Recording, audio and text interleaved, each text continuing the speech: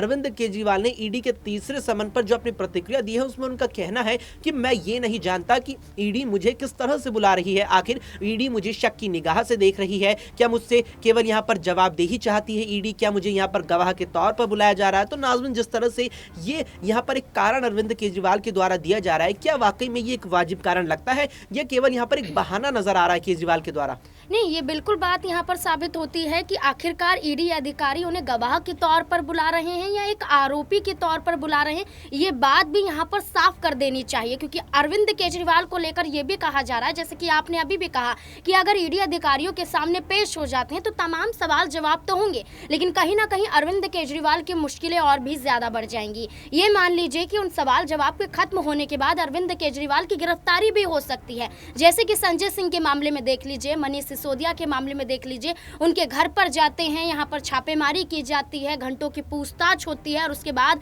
यहाँ पर सिर्फ एक ही बात निकल कर आती है कि हम इन नेताओं को गिरफ्तार कर रहे हैं और तिहाड़ जेल में इनका लंबा सफर यहाँ पर शुरू हो जाता है। मनीष सिसोदिया को 8 महीने से ऊपर का समय हो जाता है और संजय सिंह को लेकर भी देखा जाए तो यहाँ पर अब लगातार सुनवाई तो कोर्ट में हो रही है लेकिन राहत नहीं मिल रही है। अंतरिम जमानत के बाद कोर्ट की तरफ से की जाती है लेकिन जमानत फिर भी नहीं दी जाती है। तो ये बड़े सवाल अरविंद केजरीवाल को लेकर भी उठ रहे हैं कि अगर यहाँ पर पेश होते हैं तो वाकई यहाँ पर अरविंद केजरीवाल की गिरफ्तारी मान ली जाएगी। और ऐसे में देखा जाए तो यहाँ पर आप कहते हैं कि सरकारी गवाह उनके पास बहुत हैं। दिनेश अरोड़ा का जिक्र करें तो वो तो सबसे बड़े गवाह के रूप में देखे जाते हैं। वो दिनेश अरोड़ा जो खुद इस शराब घोटाले में पाए गए थे और जिसके बाद ये देखा गया था कि कई ऐसे निजी कारोबारियों को यहाँ पर संजय सिंह से मिलाया दिनेश अरोड़ा ने, मनीष सिसोदिया से फिर मुलाकात करवाई, लेकिन वही दिनेश अरोड़ा जब जेल से बाहर निकल जाते हैं तो यहाँ पर उनको सरकारी गवाह बना दिया जाता है। यहाँ पर वो भी ये सोचते हैं कि चलिए अगर मैं सरकारी गवाह बन गया हूँ तो मैं बच ही जाऊँगा,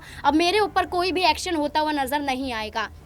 तो ऐसे में सरकारी गवाह बनते हुए यहाँ पर करोड़ों के इल्ज़ाम आम आदमी पार्टी के नेताओं पर लगाए जाते हैं कि वाकई यहाँ पर पैसे दिए गए हैं, रिश्वत दी गई है और इस रिश्वत का इस्तेमाल आम आदमी पार्टी के नेताओं ने अपनी जेब भरने के लिए ही किया है। तो ऐसे में ये कहा जाए तो सरकारी गवाह अगर आपके पास मौजूद है तो अरविंद केजरीवाल की बात करें तो यहाँ पर सीबीआई ने भी उन्हें पूछताछ के लिए बुलाया था। 9 घंटे यहाँ पर पूछताछ, 100 सवालों का जवाब उन्होंने दिया, लेकिन बाहर आके अरविंद केजरीवाल ने यही कहा कि सवालों का मतलब कुछ भी नहीं नजर आता है। सवालों के जवाब में उन्होंने कहा कि अगर वाकई अगर वो जानते हैं कि अगर मैंने कुछ गुनाह किया है तो यहाँ पर वो गिरफ्तार भी कर सकते हैं, सबूत दिखाने की बात यहाँ पर करते हुए नजर आ रहे थे। और यही बात अब ईडी अधिकारियों के समक्ष भी देखी जाएगी। अगर आपको लगता है कि वो आरोपी के रूप में आप उन्हें बुला रहे हैं तो पहले यहाँ पर आप सबूत दिखाइए, पहले आप यहाँ पर एक तरीके से जांच कीजिए कि आखिरकार क्या कुछ हो रहा है। संजय सिंह के मामले में, मनीष सिसोदिया के मामले में जैसे किया, ऐसे अगर होता है तो सीधे तौर पर अरविंद केजरीवाल की गिरफ्तारी मानी जाएगी पूछताछ के बाद।